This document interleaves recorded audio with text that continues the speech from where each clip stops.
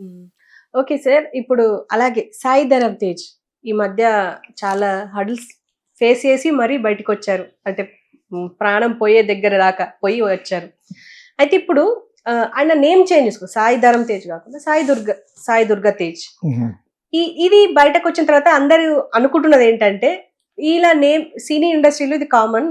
హ్మ్. సినీ అంటే మూవీస్ రావాలి, మంచి కెరియర్ రావాలి అంటే పేర్లు మార్చుకుంటూ వస్తాయి అని జెప్పేసి అన్నారు. హ్మ్. అంటున్నారు కూడా. అండ్ ఈ మధ్య మనము ఎప్పటినుంచో చూస్తున్నాము. 'స్నేహ' వీళ్ళందరూ నేమ్ చేంజ్ చేసుకున్నారు. అండ్ చిరంజీవి గారు కూడా 'శివశంకర వరప్రసాద్' ఏదో హ్మ్. నేమ్ హ్మ్. హ్మ్. ఆయనది కూడా నేమ్ మార్చారు. ఇప్పుడు హ్మ్. రీసెంట్‌గా 'విశ్వక్ సేన్' కూడా హ్మ్. నేమ్ హ్మ్. చేంజ్ చేశారు అని జెప్పి. అంటే హ్మ్. నేమ్ చేంజ్ చేస్తే ఖచ్చితంగా ఇలాంటివి పనిచేస్తాయంటారా? పని చేసినా చేయకపోయినా వాళ్ళ నమ్మకం పనిచేస్తాయని ఉంటది. హ్మ్. ఇప్పుడు పెద్ద పెద్ద హీరోయిన్స్ వచ్చి కూడా వాడెవడో ఒక నాన్‌సెన్స్ ఫెలో ఉన్నాడు యాస్ట్రాలజర్. హ్మ్. ఓకే. గొలుసులు గిలుసులు ఉంటాడు కదా! ఎవడో స్టూపిడ్ ఫెలో. వేణుస్వామి. వాడికి చాలా సార్లు చెప్పాను. హ్మ్. "నువ్వెప్పుడు చచ్చిపోతావో అని చెప్పాలి. నేనెప్పుడు చచ్చిపోతావో నువ్వు చెప్పు. రూ. 1,00,00,000 ఇస్తాను. రాసి ఎళ్ళిపోతాను." హ్మ్. వేస్ట్ ఫెలో వాడు. సో, అయినా కూడా ఇవన్నీ వినిపించి పాజిటివే చూస్తారు. ఇప్పుడు కొత్తగా వచ్చిన హీరోయిన్ అక్కడ పూజ చేయించుకుంటుందట అటుకెళ్ళి. వాడు చెప్పేలో 90% తప్పులే. ఈ సంవత్సరం ఇద్దరు చచ్చిపోతారంట చావరింక.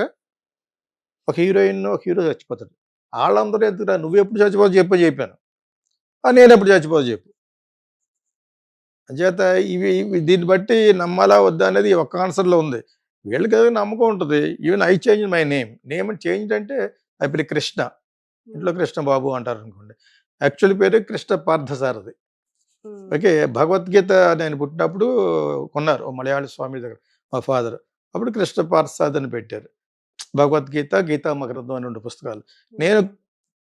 ఆర్టికల్స్ రాస్తున్న టైంలో నేను మెడ్రాస్ క్రిస్టియన్ కాలేజ్‌లో చదువుకున్న టైంలో అప్పుడు నా కలం పేరు కింద గీతా కృష్ణ అని పెట్టుకున్నాను. ఓకే. నేను సినిమా ఫీల్డ్‌కి వస్తానని కూడా తెలీదు నాకు.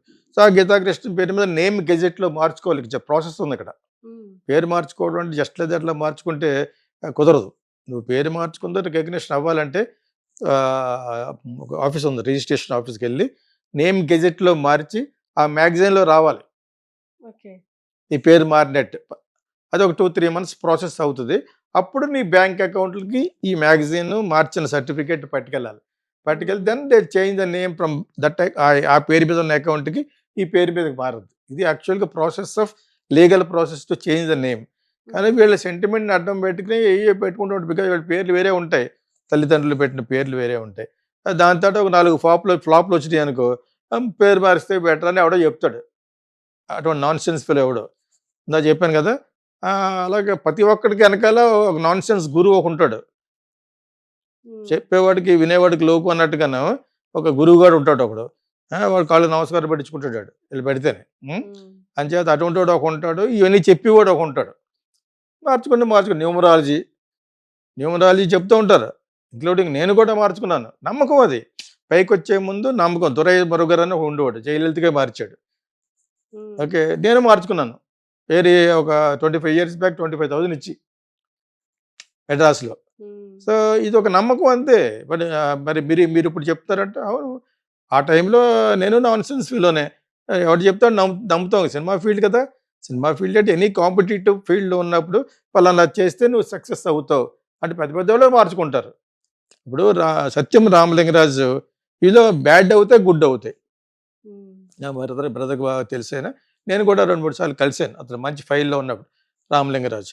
సత్యంని ఒక వేలి నా వ్యక్తి సడెన్‌గా ఫ్రాడ్ అని తెలిసిపోయి జైల్‌లో కూడా పెట్టారు. ప్రపంచాన్ని ఊపేసిన స్కామ్ అది. అంత పెద్ద స్కామ్ ఎప్పుడు జరగదు. హ్మ్. అన్ని వేల కోట్లు సెటిల్ అయిపోయాడు. అంతా అయిపోయి జైల్‌లో పెట్టాం కూడా బోలెడంత ప్రాపర్టీస్ ఉన్నాయి. అటువంటిది మన ఆంధ్రాలో భీమవరం నుంచి వచ్చినవాడు ఒకడు చేశాడంటే అదొక పెద్ద గుడ్డో, బ్యాడో మనమే ఆలోచించుకోవాలి. సత్యం రామలింగరాజు. ఓకే. అతను వాళ్ళ అబ్బాయి పుట్టి పెరిగిన తర్వాత తెలివితేటలు బాగా పెరిగిపోయాయనమాట. ఆ పక్క నుంచి పెట్టి ఒక సంస్థ పెట్టాడు. మైటాస్ అని. సత్యం తిరగేయండి. హ్మ్. అంతా డౌన్‌ఫాల్ అయిపోయాడు వెంటనే. ఓకే. అతను పడిపోవడం, తెలిసిపోవడం ఇయన్నీ అయిపోయినాయి. మైటాస్ అంటారు దాన్ని. ఆ హ్మ్. పక్కన సత్యం. అటువంటి బూమరాంగ్ అవ్వచ్చు. హ్మ్. నమ్మాలని అనిపిస్తుంది బికాజ్ దాని తర్వాత పడిపోయాడు అతను. పేరు పెట్టుకోవడంలో మంచి జరగొచ్చు, చెడు జరగొచ్చు. చెడు జరిగితే మళ్ళీ ఇంకో పేరు మార్చుకుంటాడు. అలా చాలామందున్నారు. That's only in India of course. ఏదో మార్చి ఇప్పుడు దుర్గాదేవి పేరు అందులో ఇంక్లూడ్ అయితే కనకదుర్గ మంచి చేస్తాను ఏదేదో చెప్పుంటారు, చేస్తా తప్పేం లేదు. వాళ్ళ మదర్ నేమ్ దుర్గా. ఇవన్నీ కూడా ఫాదర్ నాకు డిస్టెంట్గా తెలుసు. సో తర్వాత డైవర్స్ అయిపోయింది వాళ్ళకి. But what ever it is, ఇతను మార్చుకోవడంలో ఉన్న అంతరార్థం ఏంటంటే సక్సెస్. ఇప్పుడు సక్సెస్ కావాలి. క్షవరం అయితే కానీ ఎవరు రాదు అంటారు కదా, అలాగే 2-3 సినిమాలు క్షవరం అయితే దేని మీద పడతారు, పేరు మీద పడతారు. ఆ పేరు మార్చుకోవడం జరుగుద్ది యాక్చువల్గా.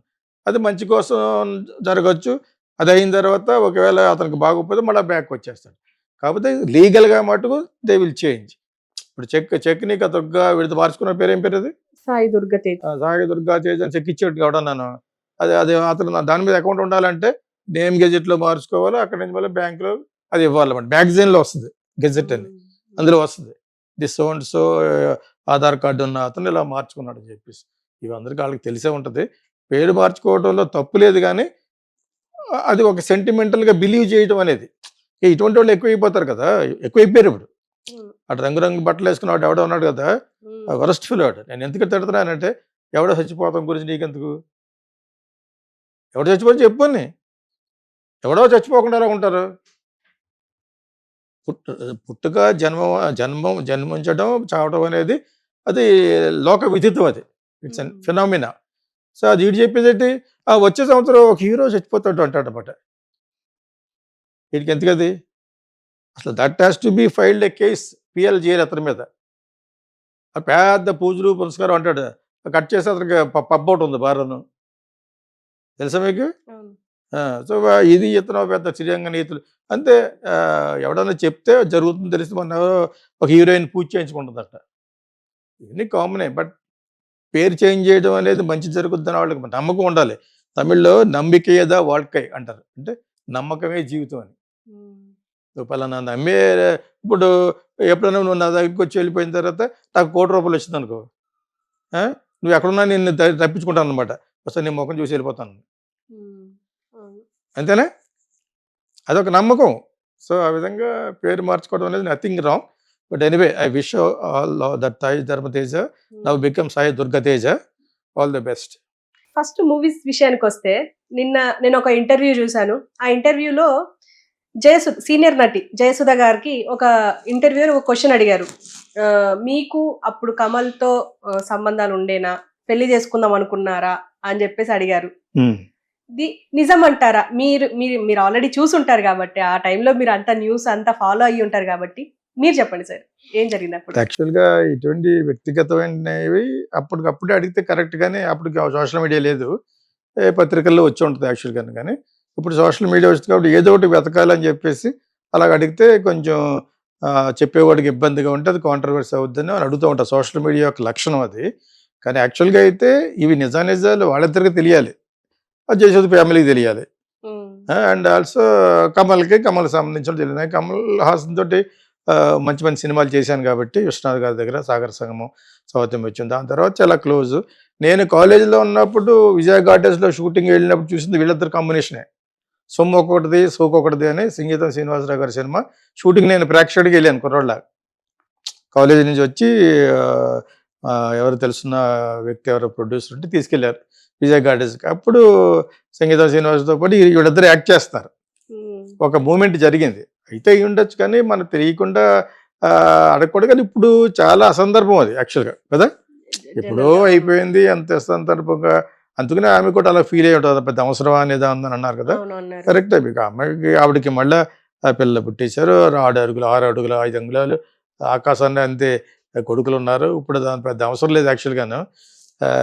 సో బట్ ఎనివే అడిగారు కాబట్టి అయితే ఉండొచ్చు. కమల్కి చాలా మంది ప్రపోజ్ చేశారు. అందగాడు, మంచి యాక్టరు, అతను కూడా మంచి అఫేర్లో ఉన్నవాడు, తెలిసి తెలియకుండా చాలా మందితో ఉంది అలాగ అతనితోటి. ఒక అమ్మాయి జయసుధ అన్న అమ్మాయి, అది అందగాడు కాబట్టి అతను ఆ టైంలో he was having kind of a contact and affairs with many heroines.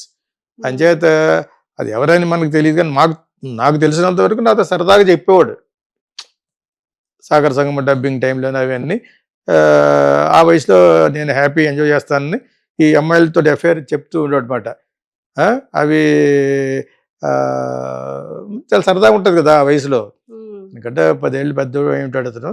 But still is to tell me అనమాట. అంతే తప్పితే వీళ్ళిద్దరిది పర్టికులర్గా నేను విన్నది నాకు తెలియదు మరి యాక్చువల్గా. అయితే అయి ఉండొచ్చు. చాలా మాకంటే చాలా ముందు కదా అవును. జయసుధ. నేను జయసుధకి ఎప్పుడు తనతో సినిమా తీయాలని 1-2 సార్లు కథ చెప్పాను ఇప్పుడు. ఉమ్, అప్పుడు తను హస్బెండ్ వాళ్ళ రాజేంద్ర ప్రసాద్ అని ఉండేవారు మొట్టమొదటి హస్బెండ్. అతను క్యారెక్టర్ పెద్ద మంచిది కాదు. తాను తెలియకుండా పెళ్లి చేసుకోవడం వల్ల ఈవిడ యొక్క ప్రవర్తన వలన అతను అలాగయ్యాడు. ఆ కథ చెప్తున్నప్పుడు చాలా డిస్టర్బెన్స్ జరిగింది నాకు ఆ ఇంట్లో ఉమ్, మెడ్రాస్లో. నేను దాని తర్వాత పాపం మళ్ళీ కంటిన్యూ చేయమని అన్నారు కానీ ఆవిడ తను చాలా మంచిది యాక్చువల్గాను. మంచిదంటే క్యారెక్టర్గాను యాక్ట్రెస్గా చాలా మంచిది. వ్యక్తిగతంగా నాకు పెద్ద తెలియదు. నేను తర్వాత చెప్తానులే అని వచ్చాను. ఉమ్, సో అతను ఆవిడ ఎవరు విజయమాధవి విజయమాధవి కమెన్స్ అనేది ఉండేది కదా. ఉమ్, అతను వాళ్ళ రమేష్ గారికి సిస్టర్ సన్ను మామరుదు ఈమె హస్బెండ్. దాని తర్వాత తను వదిలేసి తర్వాత దాసరి నారాయణరావు గారి దగ్గర ఉన్న ఒక అసిస్టెంట్ డైరెక్టర్ ఆయన జితేంద్రకి బంధువు అనుకుంటా. చాలా పొడుగ్గా ఉంటాడు ఆయన, బాగుంటాడు చాలా అందంగా. అతను పెళ్లి చేసుకుంది. వాళ్ళకి పుట్టిన వాళ్ళే వీళ్ళంతా అనమాట యాక్చువల్గా. ఉమ్, దానికి ముందు ఏ అఫైర్ జరిగినాయో మనకు పెద్ద తెలియదు. అదేవిధంగా శ్రీదేవి గురించి అందరూ చెప్తూ ఉంటారు. విజయ్ అమృతరాజు, ఆనంద్ అమృతరాజులో ఒక బ్రదర్కి వాళ్ళ టెన్నిస్ ప్లేయర్స్. ఎప్పుడో ఫర్గాటన్ స్టోరీస్. వీళ్ళకి ఏం పని లేక సోషల్ మీడియాలో ఫలానా వ్యక్తి కలవగానే ఇవన్నీ ఏకలు పీకలు లాగుతూ ఉంటారు యాక్చువల్గా. It is not our concern యాక్చువల్గా. టూ మచ్ ఆఫ్ ఇంట్రూషన్ ఉంటుంది కదా. ఆ intruding into too much their personal lifes అంత మంచిది కాదు. అవి ఒక విధంగా బాధనివ్వచ్చు, ఒక విధంగా స్వీట్ మెమరీ కావచ్చు. ఆవిడకి ఇష్టం లేని సబ్జెక్ట్ అయి ఉండొచ్చు. అందుకనే అవన్నీ అవసరమా అప్పుడు అంది. What she said is correct.